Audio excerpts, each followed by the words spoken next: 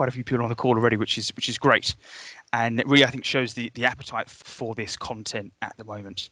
Just regarding the content itself, we're looking at the body of this webinar to last about 30 minutes approximately, and then we'll have questions at the end for 15 minutes, and we'll stay on the call at the end if you have any more questions from there.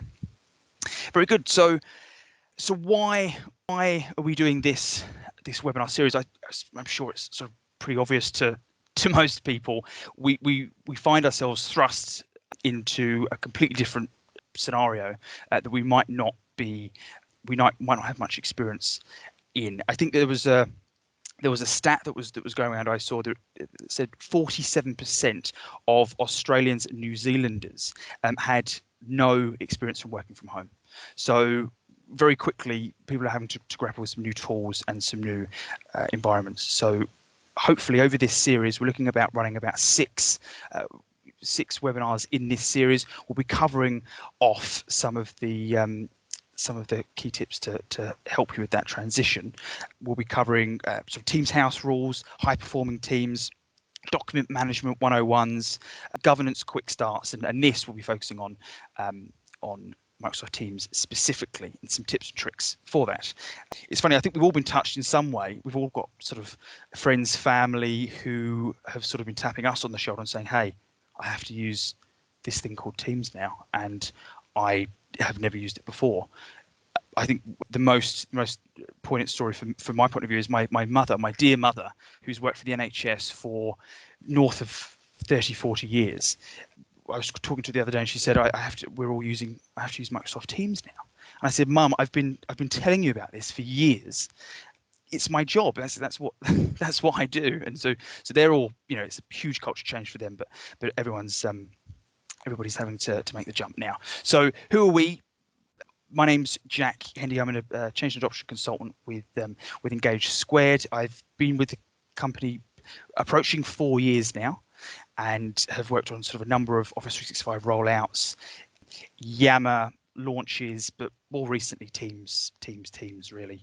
Some quite large Teams migrations and rollouts over the last couple of years, and we have a few on our plate at the moment. So be happy to host this session and go through the content. And Jonathan. Hi everyone, my name is Jonathan Q. I'm also a change and adoption consultant working with Jack. Similarly to Jack, I work on a lot of Yammer and Teams adoption projects for a wide variety of industries and organizations. I'll be supporting Jack today, just helping triage any questions you have in chat, and then chiming in as well when I have some scenarios that I've seen from our clients to try to help with this webinar. Great, thanks a lot. And so who are we? We're Engage Squared. We've multiplied our locations over the last few years. We're across Australia and New Zealand, and also based in Minsk as well. We are a Microsoft Gold partner, so we work closely with Microsoft and our preferred applications specialist, Yammer and Teams. So we like to think we're talking about. We're happy to dive into this content today and answer some questions for you. What do we do? There's 4 pillars basically that make up our offerings, from digital workplaces, so your enterprise social, Yammer, the new Yammer, which we're all looking forward to, intranets more sort of centrally, business apps, these wonderful power apps that we can spin up very quickly now and can give lots of value in a very short amount of time with a little cash. Information management, so your traditional migrations of that sort of on-premises SharePoint content, records management, and more traditional stuff. And then I personally think the most fun stuff, the change adoption work that we do. Most of the time it is, with the campaigns that we run, we can really get quite creative, which is what I like, and really sort of mapping out that strategy from, okay, how is everybody going to use it? Because at the end of the day, that's the most important thing. If it's not used, it's not, it's a waste. So that's us, and that's what we do. Stay tuned for this webinar series. We've already got our next one booked in, and it's on communications in a crisis. So that'll be in 2 weeks' time at the same time, and our brand new digital workplace consultant, Matt Dodd, who we're very lucky and pleased to have on our team, will be running through the barriers and opportunities in a crisis like this with communications and how technology can help. Matt's thought leader in this space, deals with intelligent intranets, and he is very big on enterprise social as well. So I'll be looking forward to that one. We're also collating and creating a working from home survival kit, which will be an ebook form, which we'll hopefully be able to distribute next week. So I think we'll send it around to everybody who's made the webinar today, and that'll be a good reference point for everyone, to grapple with the new environment we find ourselves in. So looking forward to that. Great. Now, the agenda. What are we going to be covering today? And I thought it was handy to kick off this series with some sort of Teams basics, because Teams is sort of the hub that we're sort of using to manage the digital workplace. And I sort of think, from my experience and talking with customers, these are some of the common scenarios or topics that come up. So managing the noise, how you prioritize your workload, and how you can do that with Teams. Communicating with colleagues, which is, normally quite a straightforward task, but there's a whole another bunch of sort of nuances and best practices when you throw in a platform like Teams. And then virtual meetings, which are now business critical for everybody to get right and to understand how to run them effectively from home. Very good. So kicking off straight into it, and I should say the format for this session will be sort of half and half, talking about some of these scenarios, but actually I want to jump in, because we are focusing on Microsoft Teams as a platform. I do want to jump in and actually go through some of the tips and tricks and actually say, look, how can we actually start actioning some of this stuff now? So I'll be jumping back and forth, so keep your eyes peeled. So managing the noise, this is one that constantly comes up, and from two different angles. There's some say, oh, there's not enough noise. When I say noise, it's notifications, it's emails, it's that activity that's happening on Teams. So replies to messages, instant chat messages, new conversations throughout the Teams. When Teams start transitioning off of Outlook, out of an Outlook inbox and onto the Teams platform or any other platform, and they're sort of straddling two or more platforms, and there's that sort of uneasy middle ground. Stuff can be lost. So some teams want to increase the volume, so we want to get more notifications from Teams. I'll jump in and show you how you can do that. On the other side, decreasing the volume. Being inundated can really turn people off, and especially when you don't know how to configure the notifications and basically customize the settings for your needs, it can really turn people off quite quickly. So decreasing the volume and being able to customize that is very important, and finding things quickly. Where's that thing? I think for myself, having everything on Teams now, I've been struggling with finding conversations and chats and stuff. Someone chat me and I'll do something else, and then where was that thing? How do you find that thing quickly, whether it's a document, whether it's a conversation? So these are some of the points that we'll cover. So jumping straight in here. So this is actually our Engage Squared Teams. I don't think there's anything sensitive on here, but if there is, I apologise. I think we're pretty well behaved at Engage Squared, so I think we'll be okay. So we're looking at Teams here as the sort of the main screen. We're in the Teams tab from the side, and as you can see, it's sort of quite busy. And when we're talking about that volume, that curating your notifications, I just want to point out some key tips. So from your profile in the top right hand corner, going down to settings, and then selecting notifications.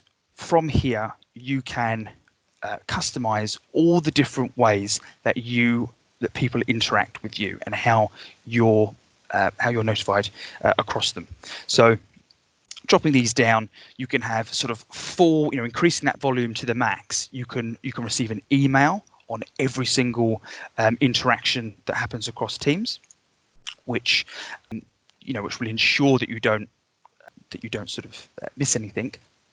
On the flip side of that, sort of decreasing that noise, you can actually turn that notification off. We wouldn't recommend turning things off.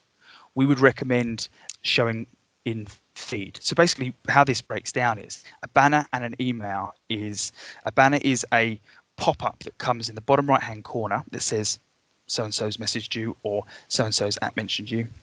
And then an email goes through to your inbox. A banner is just that pop-up. Showing feed just rolls up into your activity feed in the top left-hand corner. I'll jump into that in a second. And off is completely off. So I would never say turn things off. I'd say show in feed, because then you have a log of who's trying to contact you and message you from there. A few tips from here as well. You can manage status notifications. So you have a status in Teams, which is active, available, or busy, or away, or in a meeting.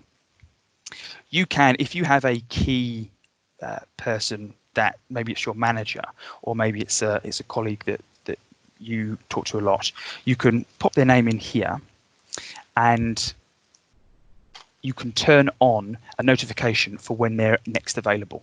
So you'll get a little pop up in the bottom right hand corner to show you when they're next available. So if they're busy, they come out of a meeting, you get a prompt and you can message them straight away. So that's a nice one to sort of cut through the noise. As well, from the privacy setting here, you can manage priority access. So just to sort of recap in terms of the status up here, I'm presenting at the moment, so it's automatically put me on do not disturb, which will sort of deflect any messages that come in. Available, busy, be right back, and that will update automatically depending on your calendar from Outlook. If you have a manager and you want to give somebody priority access to message you, you can give them priority access from here. So I'll just pop in Jonathan from here, and then he will actually have access to be able to message me when I'm on do not disturb, which is a handy tip from there. So should say as well, red receipts are a new update to Microsoft Teams. You can turn these off.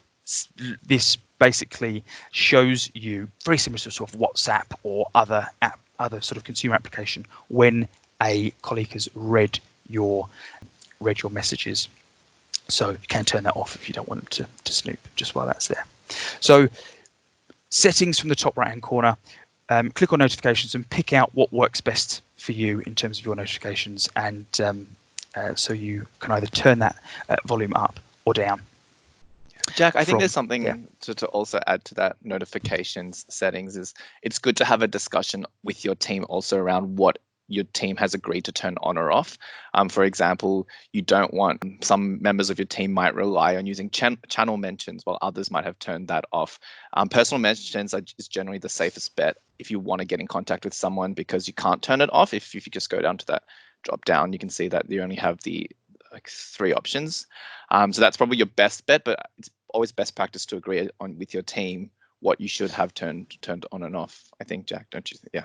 Yeah, definitely. I think all of the topics that we covered today are great by themselves, but they only really work when you have that team agreement. Absolutely, and it's a good point to make, because if you're doing one thing and everyone else is doing another thing, then you don't really get that continuity with your workflow, and people will miss things. So yeah, it's an important point, definitely. So that's making sure your notifications are up to date. There's another one actually as well in terms of notifications. You can select channel notifications. So if the scenario is that the communications plan is of paramount importance to me, and regardless of how I'm sort of regardless of the activity that happens in this team, if I want to be notified across everything that happens in this team, I can select channel notifications, and I can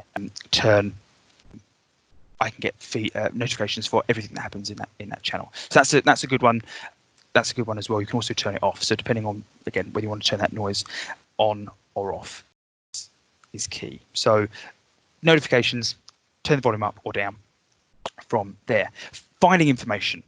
So I spoke to someone then, or I was working on a document, but I can't find it now because, as you can see on the left-hand side, I've got lots of teams and I've got competing priorities that I need to sift through.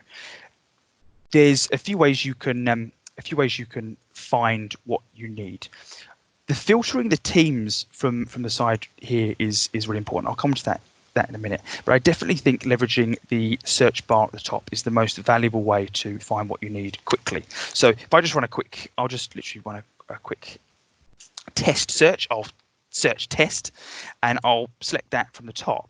This will search across all of my private messages and my Teams channel messages.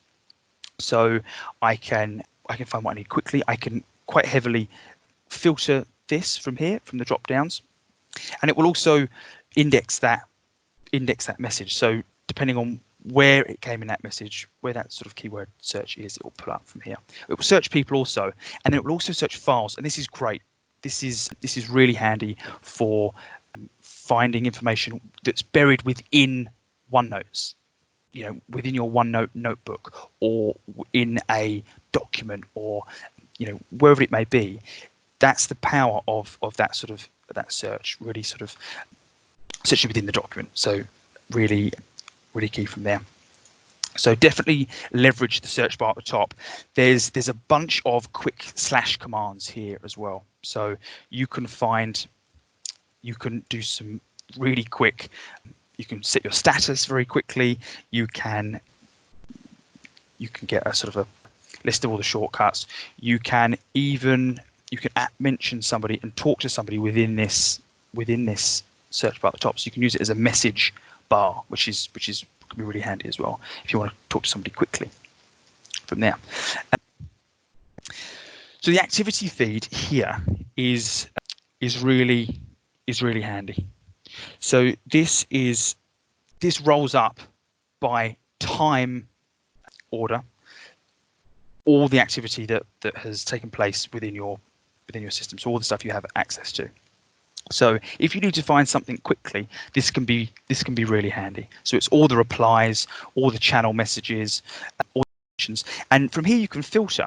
So if you select the filter button and then the drop down, you can select, for example, only @mentions. So you might say, okay, there's lots of noise in my team. I'm being inundated working from home.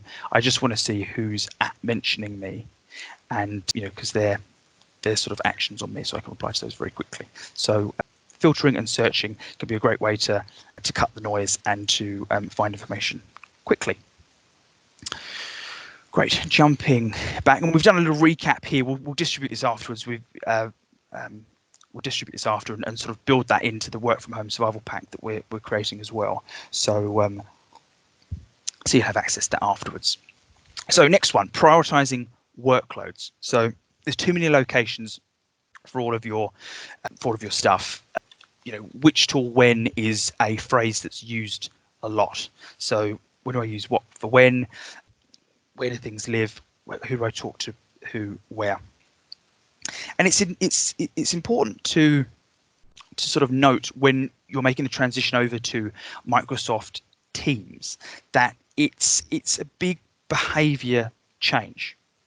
We're going from an inbox on a traditionally from an inbox on Outlook or another email sort of platform. It's sort of very reactive. It's a very sort of linear way to respond to messages. It sort of comes in one way and it sort of goes out the other. You're constantly sort of having to react to things as they come in. When we shift over to Microsoft Teams, what it allows you to do is it empowers you to prioritize your workloads. So you can actually say, okay, these particular topics are most relevant to me. I will prioritize those over the water cooler chat or the other less important pieces of information and communication. So it's a tough one to sort of negotiate, but that behavior change over to teams allows you to take control. So team locations, and then limit context switching. What we're trying to, or what sort of I think the goal is having teams as a hub. I've called it a shop front, a front door. Basically, it's a nice sort of tangible platform that sort of plugs in all of your Office 365 applications and third-party applications as well. So, if you're using Jira, if you're using Confluence, if you're using, a Trello board or or an Adobe application, you can plug those in as well and prioritize those based on what you need. So just jumping back into Teams and sort of exploring sort of what that sort of looks like and how it translates. The left hand side of my Teams is very busy at the moment. So, I've got a bunch of teams there, a bunch of channels that are showing. This might not reflect my true priority from here. So there's a few tips and tricks that you can do.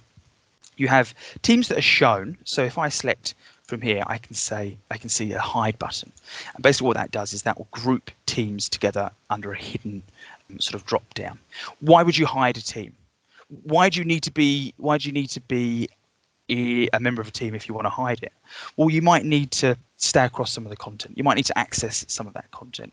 You might need to check in at the end of the month because you need to be part of a sales call or a strategy check-in. So you might not want to leave the team, but it might not be a priority for you. You might only check in, once a week or even less. So you might want to hide a team. So if you want to hide a team, you can select hide and it will drop it quite nicely under here, and then you can sort of start focusing on what you need to, on what's most important for you. You do the same with channels. So from here in our Engage Squared channel, there's a bunch of hidden channels of topics that I'm not a part of. So they're different teams, they're different packs, they're different offices, they're different things. I don't sort of need to stay across those, so I'm not sort of going to show those. If I wanted to, I can select show, maybe document templates. I'll sort of use a lot, and I'll select that one here. So make sure that you configure your left-hand side teams rail from here. You can also minimize them from here. I mean, I quite like keeping it neat. So this is very enjoyable for me when you sort of make that as neat as possible. You can drag and drop sort of from here as well. And then if you have some key topic areas, so maybe it's communications plan, let's just say, you can select pin, and this will pin that channel as a priority at the top again, so leaving you with that sort of top level priority from there. And then you can sort of make sure you're not sort of distracted, which I often am, by all of these lovely red notification icons at the side. They're created that way to get your attention. So it's nice that you can be able to sort of minimize other things and sort of focus your attention. We'll talk about tools and sort of the visibility of the applications that you use within a team. So this is my communications plan channel. Within a channel, you have the option at the top to add in what we call tabs, and these can be other applications, other tools, or even websites that you can add in and have access to with your team. So from here, you can add a document in, a PowerPoint, maybe it's a sort of a strategy deck that needs some sort of exposure across the whole team, or maybe it's a planner, so you can visually track tasks and whatnot. So you can pin your key tools at the top from here. I don't know what we've got here. I think I've got one from here. Yeah, so I've got one from here, market research, bit of a demo one, and I've got I've got sort of maybe some competitor websites at the top that I want to just to stay across. You can sort of customize that from here. So this can be great for new starters when you consciously tag in all of the various different tools that they need to access. Maybe it's a sort of a new starter channel, and it's a expenses tab, and then it's a HR policies tab, or the page that directs to the intranet. So you can really start to customize these tabs to make sure you're not hunting down for other locations and other places from there. Great. So make sure you tag prioritize your teams and channels. Pick and agree, going back to that agreement that we said before, agree on those applications with your team. What takes priority? What do we want to have quick access to at the top? And sort of add those in. And also sort of limiting context switching. So Teams is a great platform to collaborate with your colleagues and to work on both documents and other applications collaboratively. So working together on shared things. But it's also a great platform to be able to access your applications and your content. So what does that mean? I'll show you from the side here. So selecting files, I actually have access to my OneDrive. So from here, without having to go to the browser version, or maybe down to my OneDrive client at the bottom, I can actually quickly access all of my folders and files from here, and then I can move some documents across to specific teams if I want to from there. You could also, and this is a relatively new feature, pin applications to the side of your left-hand rail from here. So maybe I'll pin my OneNote, and maybe I'll pin my planner, because I want to track my tasks and see my notes. What you can also do is Microsoft Teams admins can default add applications and links to that left-hand rail now. So maybe the scenario is, you have your expenses tab on the side, you have your HR portal on the side as well. You can really sort of start customizing that.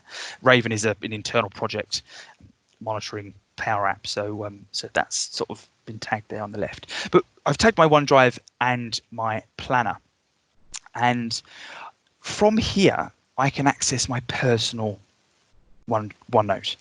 So tagged my OneNote on the side, and I can access my personal notes. So I don't need to jump out. I mean, I have got at the bottom here, I have got my OneNote application. I love using OneNote, but I can also access that through here. So pinning that on the side, these are my personal notes, and then I can see all of my different notebooks from here, all of my different sections, and I can have access to those, and I can track my recent activity from there as well.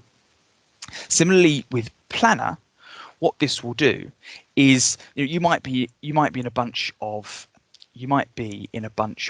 plans, and so staying across all of your different plans, you might have different tasks for different plans for different projects, can be quite hard to stay across those tasks from different plans. My tasks from Planner rolls all of them up. So you can see here there's different, that's survival kit, internal project planner, adoption, T100. These are all different tasks from all my different plans. So I can get a bird's eye view from there, which I think is great. And having it pinned to the side can be really handy from there. And then sort of going down and talking about those third-party applications, actually plugging in. I mentioned before Trello. We have, if DevOps, you can really look through and customize those applications if they are, cleared, enterprise sort of cleared applications, and you have licenses for them. Then you can plug those in, and it can be really handy for you. So that's sort of the prioritizing your workloads, both your team workloads, but also your personal content and your personal workloads from there. So, and we've done a little recap there again, as we'll distribute that out. Great. Communicating with colleagues. So this is more important, more pertinent now than ever. We can't sort of just call across the divider or wait for lunch or for a coffee. We have to be courteous and cognizant that we have to respect other people's time and communicate effectively. So we need to understand where we're posting, where we're talking to them.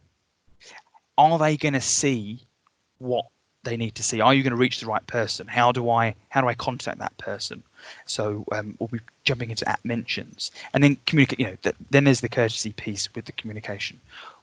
How are we going to effectively communicate as a team? Again, agreeing those principles is key up top, so we can all work in the same way.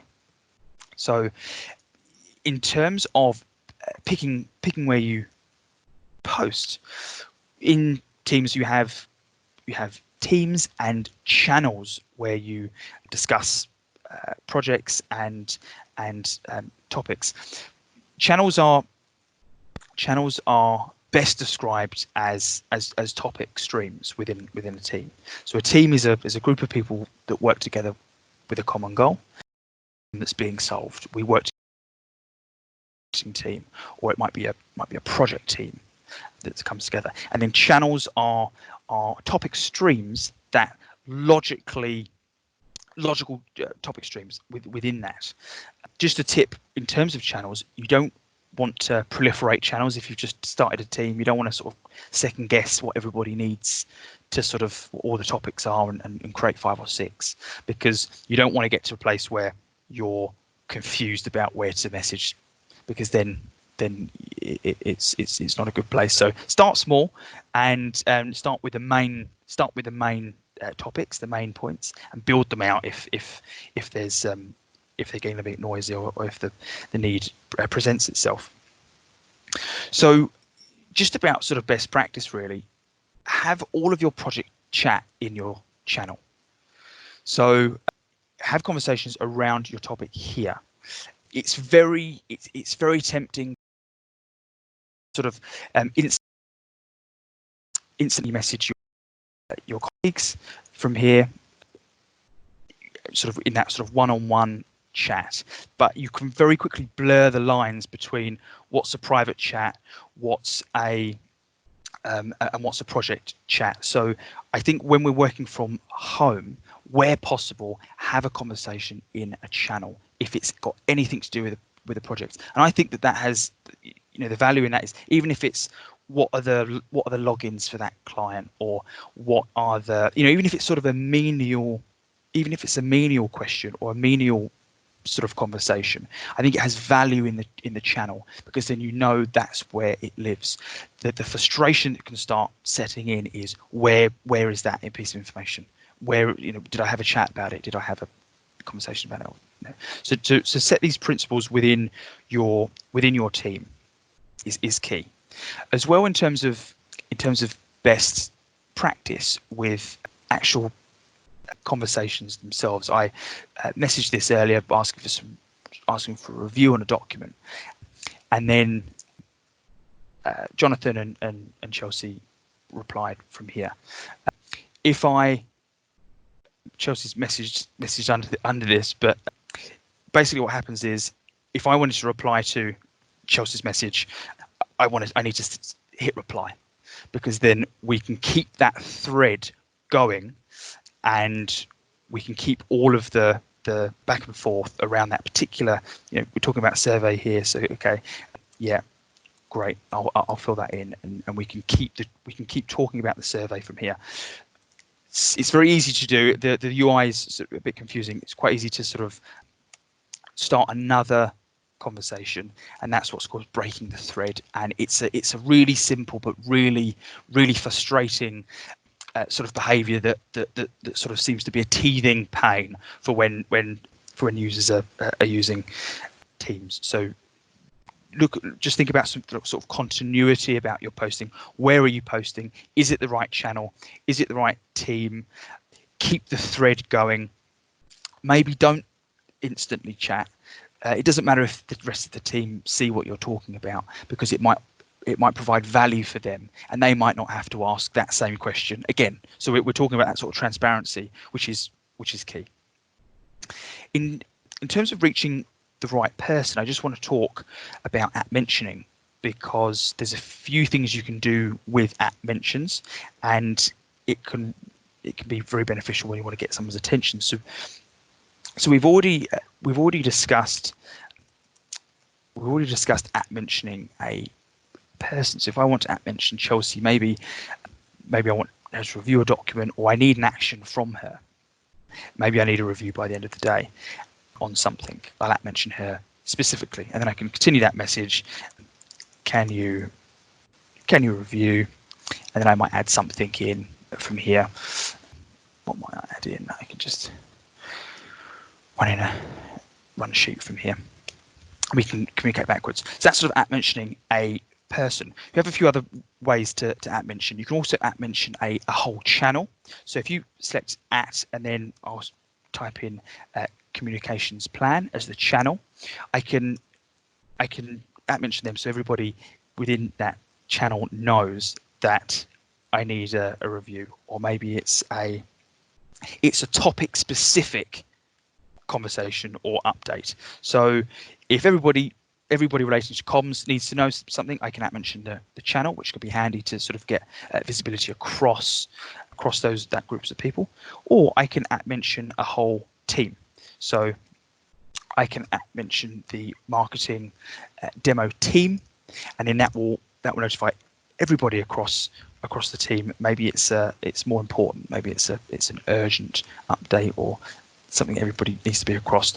We're in an urgent time, so making sure the right people hear the right thing is important more now than ever. So at mentioning people, channels, and teams, really handy. There's also another great way to make sure you're reaching the right people within your team. So selecting manage team from here, this is the demo team we've got going. There's something called tags. So basically what you can do is, there's only 4 of us in this team, but if there's 40 and that team is geographically dispersed across the whole of Australia, you have offices in maybe Perth, Brisbane, Sydney, and Melbourne, and you want to tailor some messaging, so you don't want to bombard everybody, you can create tags. So you can select manage tags, and then you can create a new tag. And I've done a sort of a demo here about sort of location is sort of a good use case that I straight off the block use. But this can also be a job type, or a skill set, or there's a few different scenarios from here. And what this allows you to do is get to the people that need to hear it. It can prevent you actually making additional channels or additional teams to actually get that messaging across. So tags are really relatively new feature in Teams, and is a really handy one from there. So the last one there was sort of communicating with courtesy. So this is sort of best practice, really. If somebody asks for something, as Chelsea has perfectly demonstrated here, respond immediately. With Teams, we don't necessarily know who's working on what. So just very quickly responding and saying, I'm looking at that, or I haven't got any time, at mentioning somebody else, and just being very active and proactive on with the communications can be really handy. It can save time and minimize duplication. It goes with sort of liking and reacting to posts, just to show that you've read it and you understand. And also, maybe instead of having a conversation, maybe instead of having a private message, just have a call instead. Just have an ad hoc call, either video or audio if needs be, and get to the point quicker. Great. That is the communicating with colleagues section.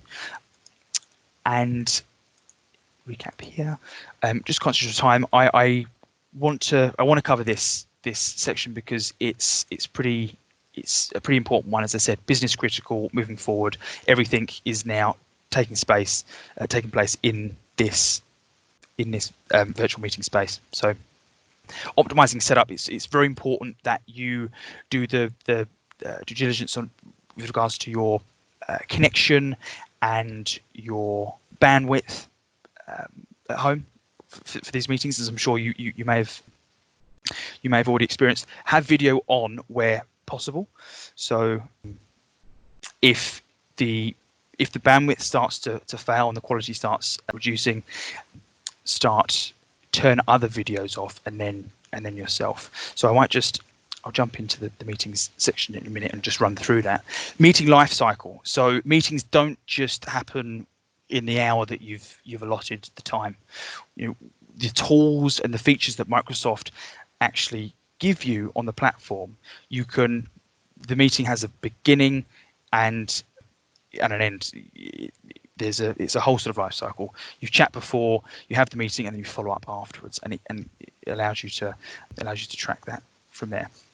And stay socially connected. A meeting doesn't have to be a meeting. You can just chat and get work done.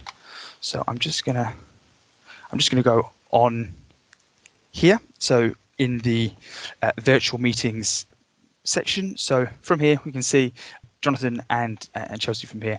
I can turn off my camera if there's quality issues. I can also turn off other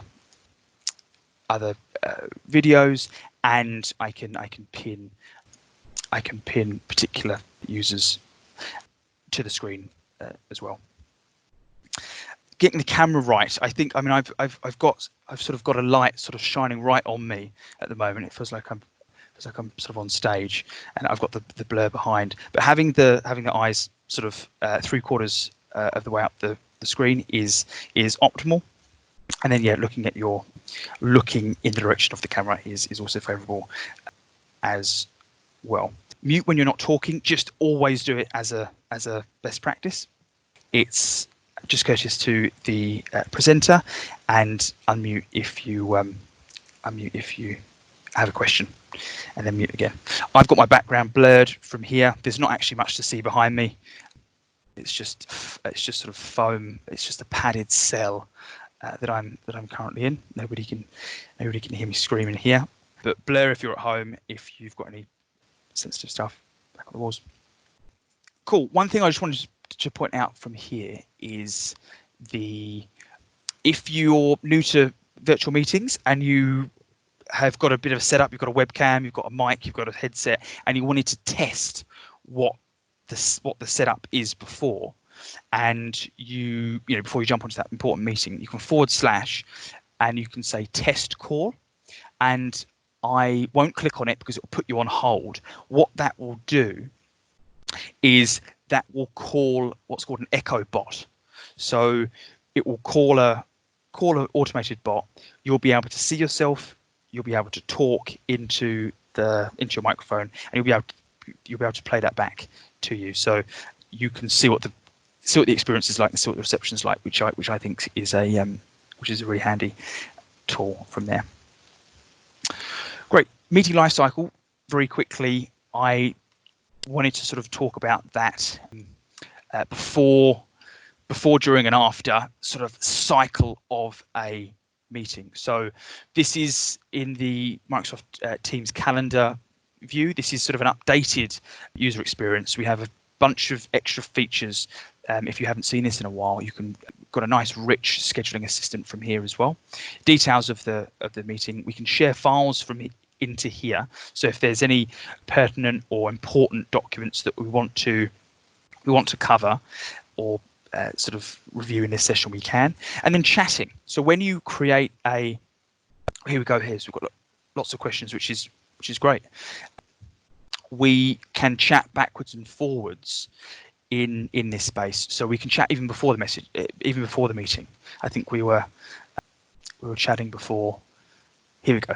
And we were discussing what was going to take place from here. When we finish this meeting, this chat window will still be open, and we can continue that conversation. And then we'll actually be able to see the recording of this webinar, which will be posted into this chat. So really being able to stay across all the content. You have a meeting notes section here. This is just a very quick way to just sort of scribe meeting minutes. I personally prefer using a OneNote because it's searchable, like we saw before. We can share it out to other colleagues and team members as well. So I quite like using OneNote. And then Whiteboard, which is a fantastic application where you can, and this is perfect for your online sort of digital workshops and brainstorming sessions, if it works for me. That's oh, here we go. Fantastic. So you're at home and you've got a creative workshop, or you've got you have something where you have a meeting where you need to brainstorm ideas, and that's a core part of what a lot of people do. I know it is for us. So having a space where everybody can see what you're drawing and what you're sort of articulating is a great way, and Whiteboard's a great way to do that. So this is basically, everybody within this, everybody should have access to this from here. We were drawing some pictures earlier. Oh, here we go. We've got some. We can all sort of contribute to this, and it's a great way to bridge the gap between virtual and digital and analog from here. Just quickly on this, I can, if I select open in app, I've actually got the Whiteboard application. So this is, I'll just show you. So from here, it might be worth downloading it. Microsoft Whiteboard. It will bring up all of my previous whiteboards. So all of the whiteboards, all of the meetings that I've had, and I can click here. It's already saved it, and I can see here that we've been editing it here, and maybe and then I have the option to add somebody in to this whiteboard who wasn't in the meeting. So you're not taking pictures of whiteboards and sending images, and you're keeping that creativity going by sharing live documents and being able to collaborate on those. So I really like the whiteboard application. Wonderful. Look, we're sort of coming to the end of our time. I think that's really everything I wanted to capture today. It's just giving it's some of those tips and tricks and best practices for everyone, and I hope that you learned something new, and if not, it was a good refresher around some of the features. So it's great to see that there's so many people on the call. We did have some time for some questions. I think Jonathan, have you been sort of answering them as you go, or where are we? Yeah, I have. They've been quite specific questions, so I think something I thought we could cover, showed people, is just how to forward emails into channels, also in terms of how to manage that noise, if you don't mind. Yeah, so sure, we see a lot of customers who might have to manage an inbox as well as a Microsoft Teams at the same time, but a way to kind of show maybe work you're working on or communications with an external party. You can forward emails into a Teams chat. So Jack can just show you how that's something you're interested. Yeah. Absolutely, and that's the bridging the gap as well. When you're sort of straddling the two platforms, and you want to try, and you're trying to increase adoption as well over, you can send emails into channels. So you can, if you select the three dots, you can actually get the email address of that channel. So you can copy that. If I jump over into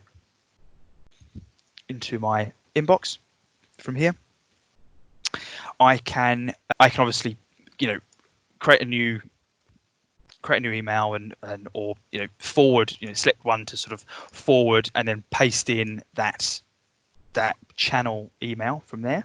Or you can, and this, there's a nicer way to do this. There's going to be a really lovely sort of sexy way to just send. There's going to be a Teams plugin at the top, and you'll be able to just send forward emails directly to the team. You'll be able to have a drop down, and that's coming soon.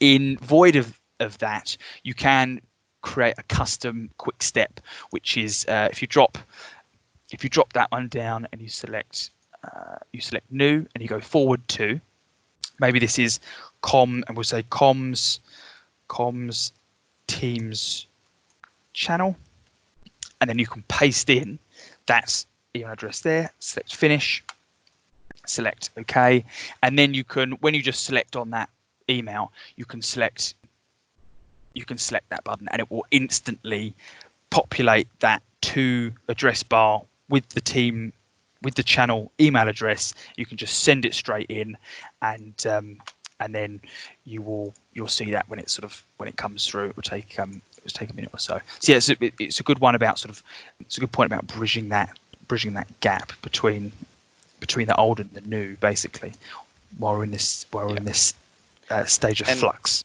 Yeah, and all replies and communications here won't be sent to the original sender, so you may want to manage that separately back in Outlook. But you can definitely collaborate around emails that people have sent you. Yeah, and also I believe the emails directly saved in the Files tab as well. If you need a way to quickly get your emails into SharePoint as well, it's a good way to do so. Yeah, and it will capture them in there. So yeah, you can view the original from there as well. Thanks for that, Jonathan. No worries. So yeah, if there's no sort of, is there any themes of questions, Jonathan? Is there anything sort of coming up time and time again? What's the sort of? Not really. If you could give an example, we had a question around when would you recommend an individual chat compared to an @mention post? Yeah. Yes, okay, so that's great. So when we're talking about chatting, so in our chat window, we need to know something now. So it's a non-work related need to know now. So examples would be where we're going for lunch, or we're sort of talking about sort of non-project stuff is the way that we categorize it. What's the difference between an instant chat and an @mention? An @mention is an action around a project. So you want them, or a project or a topic. So you need somebody to do something for you, and @mentioning them in the channel is categorizing it under that topic. So it's easy for not only you to see, but also it's the transparency across the team.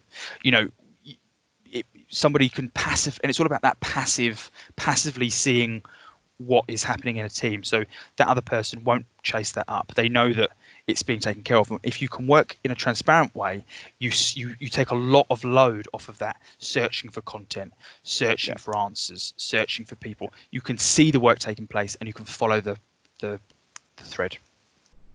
Great. If there's if there's no other questions, thank you very much for joining today. As I said, we'll be running these every 2 weeks. We have a lot of ideas. The next one's on the 16th of April. Please come along to that one, and we'll also watch out for the work from home survival pack. So thank you very much. I've been Jack. We've been Engaged Squared. Hope to see you again. Thanks, everyone. I'm sorry. We just had one more question from. What do you have? We had another question. Do we know if Teams works in Safari? I don't use Safari. Yes, so on Mac.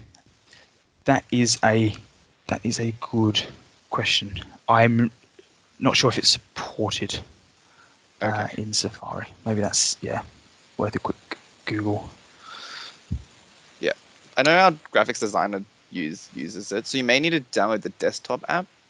Mm-hmm. Yeah, Mars might run it through the desktop app, but not Safari itself. Yeah, sorry about that. Very good. Thanks a lot. Hope to see you again. Cheers. Bye. Cheers.